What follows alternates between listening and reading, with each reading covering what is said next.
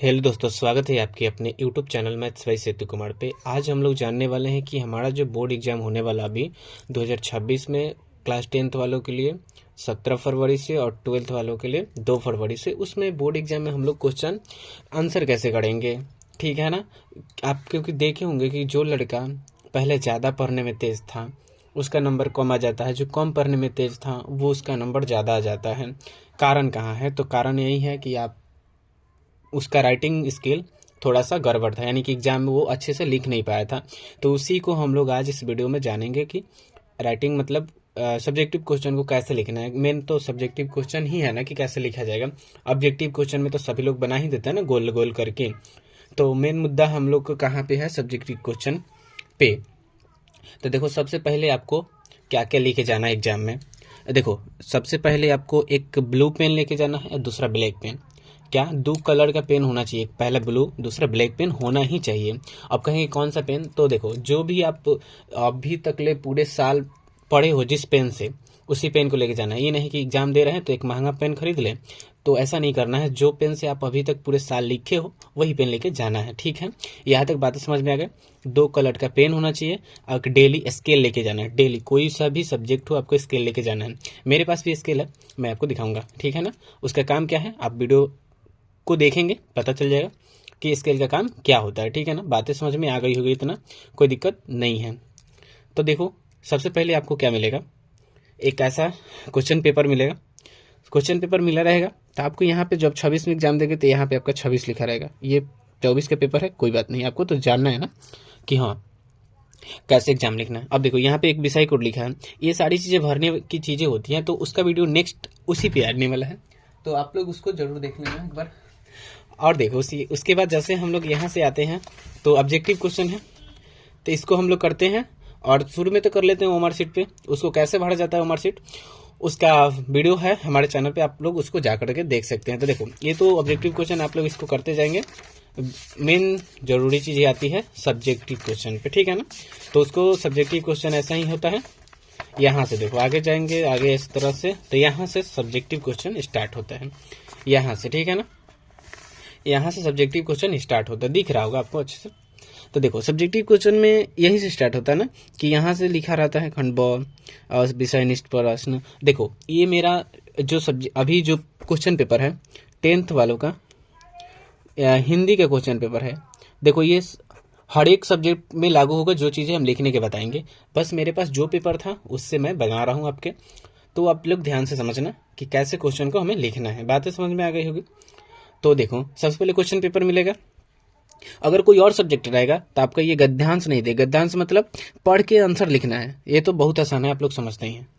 तो हमें मतलब कॉपी में आंसर राइटिंग कैसे करना है वो देखना है, ठीक है। तो देखो, ये गद्यांश है। कोई और सब्जेक्ट रहेगा तो डायरेक्ट क्वेश्चन पूछा जाएगा ऐसे ऐसे, ठीक है। तब देखो सवाल में कैसे बनाएंगे। अगर मान लो कि हमें 1 नंबर क्वेश्चन है, ठीक है ना। क्या लिखा है कि निम्नलिखित गद्यांशों में से किसी एक गद्यांश को पढ़कर नीचे दिए गए प्रश्नों को उत्तर दें, ठीक है ना। आज सभी प्रश्न के लिए 2 अंक मिलेगा। बात समझ में आ गया? 2 अंक मिलेगा। देखो, इसमें से क्या है, ध्यान से देखो, इधर 5 प्रश्न है ना। कह रहा है कि इसमें से देखो 1 नंबर प्रश्न में क भी है और प्रश्न नंबर इधर देखोगे तो ख भी है। तो यही कह रहा है कि 1 नंबर प्रश्न में 2 प्रश्न दिए गए, क और ख। तुमको जो अच्छा लगे उसको पढ़ो और आंसर राइटिंग करो, ठीक है। तो कोई भी हो सकता है जो भी क्वेश्चन करोगे। तो देखो, मान लो कि ये क्वेश्चन था हमारा, इसे हम लोग लिखें, समझ गए ना। तो मान लो पहला ही क्वेश्चन हमें लिखना है, तो सबसे पहले एक तो आंसर राइटिंग वाला कॉपी मिलेगा ना आपको, एक पेपर क्वेश्चन मिलेगा। तो पहले इसको थोड़ा सा साइड करते हैं, आते हैं इस पे, ठीक है ना। मान लो कि आपको ये क्वेश्चन मतलब आंसर राइटिंग करने वाला कॉपी मिला है आपको, ठीक है ना। इस पे आपको आंसर राइटिंग करना है। तो कैसे करेंगे? सबसे पहले आपको ये मान लीजिए, यहाँ पे आपका सब कुछ डिटेल, आपका यहाँ पे फोटो रहेगा, रोल नंबर, नेम, पापा का नाम, स्कूल का नाम, रोल कोड, रोल नंबर, सारी चीज़ें इस पे बड़ा हुआ रहता है। तो सीधे आपको पेज पलटना है और यहाँ पे आएंगे तो इधर एक सेकेंड, इसमें कुछ चीज़ें हैं तो हम डायरेक्ट यहाँ पे जो मान लो स्केल बोले थे ना। अब देखो, ये मानो ये पहला पेज है, तब यहाँ से आंसर राइटिंग की स्टार्ट होती है। स्टार्टिंग में कैसे लिखेंगे? देखो, सबसे पहले यहाँ पे क्या लिखा था कि खंड ब, तो सबसे फर्स्ट में लिखेंगे ब्लैक पेन से। देखो, जैसे जैसे बोल रहे हैं उसे लिखना है, ब्लैक पेन से लिखना है खंड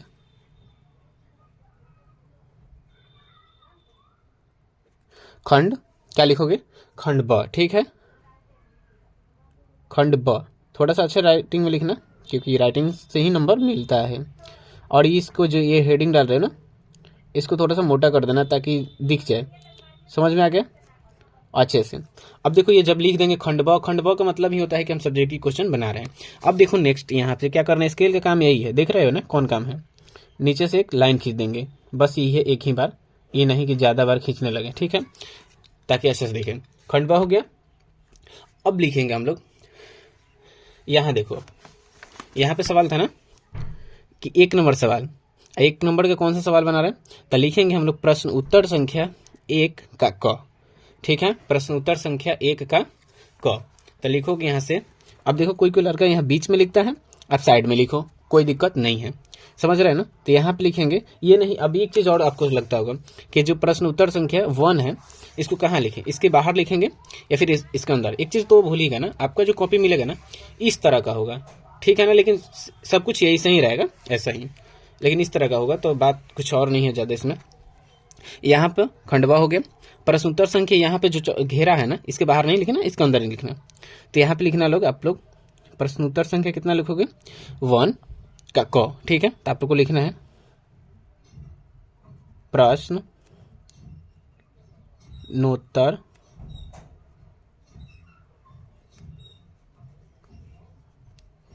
संख्या 1, ठीक है, 1 लिख दिया आप लोग।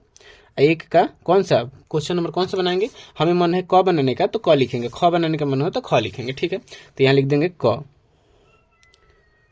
बात समझ में आ गया होगा, इतना तो समझ में आना ही चाहिए था, इसमें कोई दिक्कत ना। इसको भी कर देंगे ऐसे हेडलाइन, नीचे से ऐसे एक बार, तो ताकि ज़्यादा तेजी से दिखेगा, अच्छा से दिखेगा, ठीक है ना।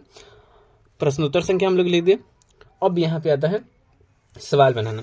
तब पहले गद्यांश है तो गद्यांश ही बनेंगे। लेकिन एक चीज़ आपको लगता होगा ना कि मान लो कि 1 ही नंबर क्वेश्चन बनाए, हमसे 1 नंबर बन रहा है तो आप बनाएंगे, आपसे 2 नंबर क्वेश्चन बनेगा तो 2 नंबर बनाएंगे, ठीक है ना। वो चीज़ें पहले बाद में देखेंगे, पहले आप लोग लिखना सीख लें। तो देखो पढ़ेंगे अच्छे से इसको ध्यान से, क्योंकि गद्यांश है। तो यहाँ पे लिखा है कि गंगा नदी हिमालय की गंगोत्री हिमनद के गोमुख नामक स्थान से निकलती है। मतलब कह रहे गंगा हिमालय के एक गंगोत्री नदी है वहां से निकलती है। अब कह रहे कि देव प्रयाग के बाद इसका नाम गंगा पड़ा, मतलब जब वहां पे देव लोग आगमन हो गया तो उसका नाम क्या पड़ा, गंगा पड़ा। जहां अलकानंद तथा भागीरथी आपस में मिलती है, जहां कह रहा है कि अलकानंद नदी और भागीरथी नदी आपस में मिलती है। गंगा भारत की सबसे लंबी नदी है, इसकी लंबाई 2525 किलोमीटर है, ठीक है। हिमालय में गंगा की शीर्ष धारा भागीरथी कहलाती है।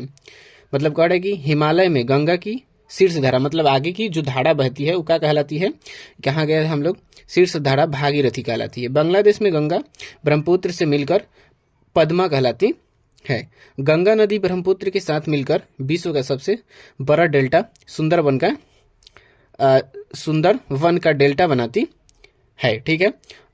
अब कह रहे हैं कि गंगा नदी की अनेक सहायक नदियां हैं, जिसमें मुख्य हैं यमुना, सोन, दामोदर, सरदा एवं महानंदा इत्यादि।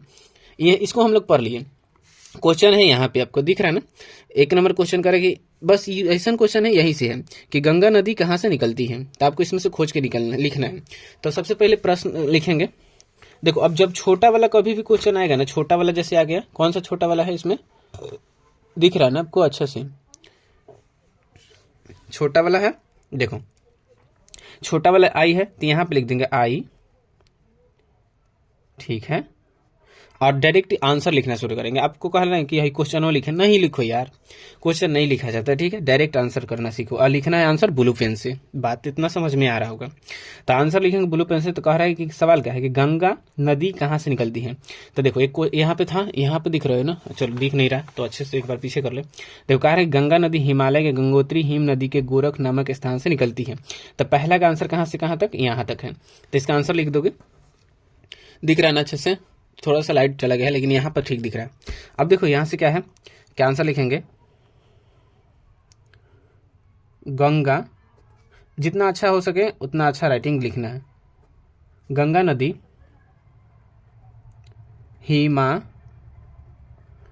हिमालय के गंगोत्री, हिमालय के गंगोत्री हिमनद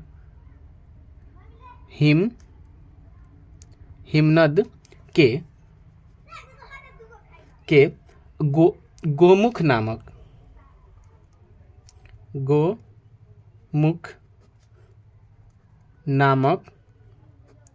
गोमुख नामक स्थान से निकलती है। ये पहला का आंसर था, ठीक है ना। यहाँ तक तो अच्छा समझ में आ गया होगा कि हम लोग का आंसर ऐसे लिखना है, इसमें से खोजना है। अब मान लो कि हमें खोजना ही नहीं था, हमें आंसर याद करके लिखना था। अगर मन से लिखना था तो भी ऐसा ही लिखेंगे। अब देखो, जब एक क्वेश्चन का आंसर हो जाएगा तो उसके बाद दूसरा प्रश्न हम लोग कम से कम एक बीच में एक लाइन छोड़ देंगे। एक लाइन, अगर आपकी मर्जी है 2 लाइन छोड़ो तो 2 लाइन छोड़ देना, लेकिन छोड़ना जरूरी है, क्योंकि इससे ही पता चलता है कि पहला क्वेश्चन का आंसर यहीं तक था, दूसरा क्वेश्चन का आंसर यहाँ तक था, ठीक है। अब एक और चीज है कि अगर कोई आंसर थोड़ा सा 4-5 लाइन का है ना, बड़ा सा, तो आप लोग कोशिश करें कि उसमें हम ज्यादा से ज्यादा पैराग्राफ बनाएं। मतलब एक, चलो आगे दिखाएंगे हम लोग लिख के। अब दूसरा क्वेश्चन यहां से देखो, कह रहे कि यहां दिख रहा है ना, भारत की सबसे लंबी नदी कौन है। इसमें लिखा होगा भारत की सबसे लंबी नदी कौन है। तो दूसरा नंबर आंसर क्या लिखेंगे, देखो यहां से लिखा होगा ना, चलो थोड़ा सा इधर आ जाए तो अच्छा दिखेगा। कह रहे कि भारत की सबसे लंबी नदी कहाँ पे था, यहाँ पे जहां अलकनंदा तथा भागीरथी आपस में मिलती है। गंगा भारत की सबसे लंबी नदी है। तो आंसर क्या लिखोगे, 2 नंबर का, गंगा भारत की सबसे लंबी नदी है, ठीक है। अब क्वेश्चन नंबर 3 पे आएंगे। अब देखो, क्योंकि हम लोग पहला नंबर क्वेश्चन बना रहे हैं ना, इसमें का हमें पूरा बनाना होगा। 5 को होगा तो 5 बनाना होगा। 3 नंबर क्वेश्चन पे आएंगे, दिख रहा होगा, अच्छे से दिख रहा ना, ठीक है। देखो, हिमालय में गंगा की शीर्ष धारा क्या कहलाती है। हिमालय में गंगा की शीर्ष धारा क्या कहलाती है। तो यहाँ पे आओगे कि हिमालय में गंगा की शीर्ष धारा क्या कहलाती है। यहाँ पे लिखा है ना, हिमालय में गंगा की शीर्ष धारा भागीरथी कहलाती है। तो आंसर लिखोगे, हिमालय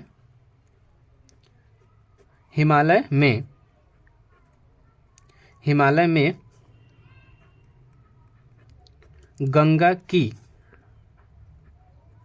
गंगा की शीर्ष धारा क्या नहीं यार, गलती हो गया ना।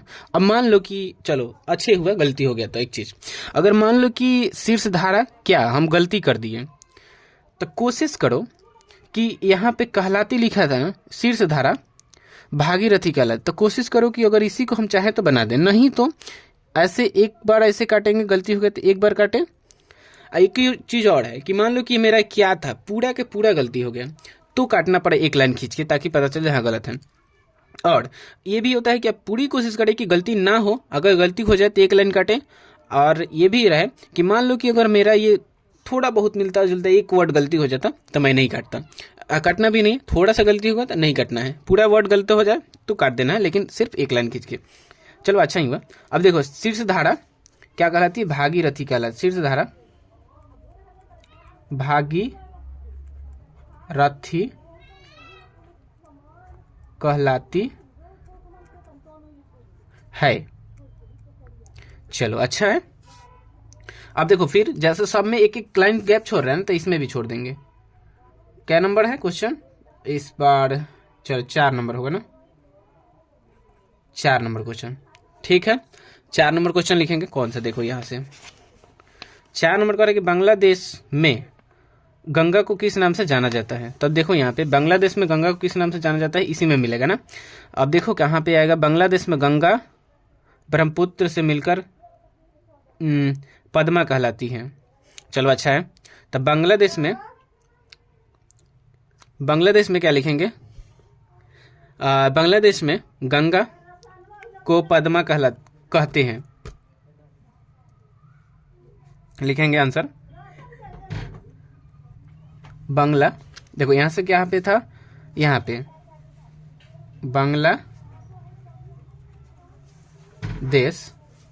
बांग्लादेश में गंगा नदी को क्या कहते हैं, यहाँ पे लिखा था ना पद्मा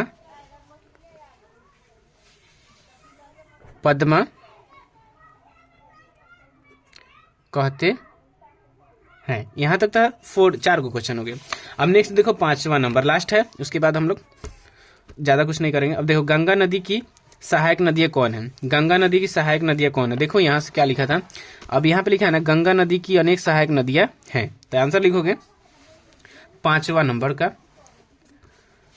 जैसे यहाँ पे होगा ना, अब देखो यहीं पे देख लेना यार, हाँ लिखेंगे गंगा नदी की अनेक सहायक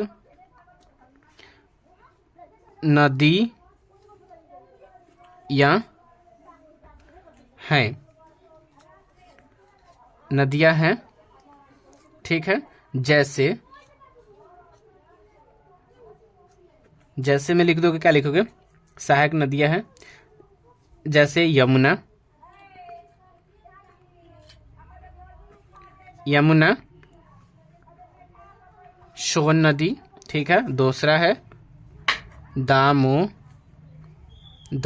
ठीक है, दामोदर, सरदा, ठीक है, सरदा एवं महानंदा, उसके बाद क्या लिखा है, इत्यादि कर देंगे, आदि, ठीक है। तो देखो मुझे उम्मीद है ना कि आप लोगों को ये जो हम चीजें लिख के बताए हैं कैसे लिखना है, अच्छे से अच्छे हैंड राइटिंग में लिखना है, तो कैसे, तो आपको समझ में आ गया होगा।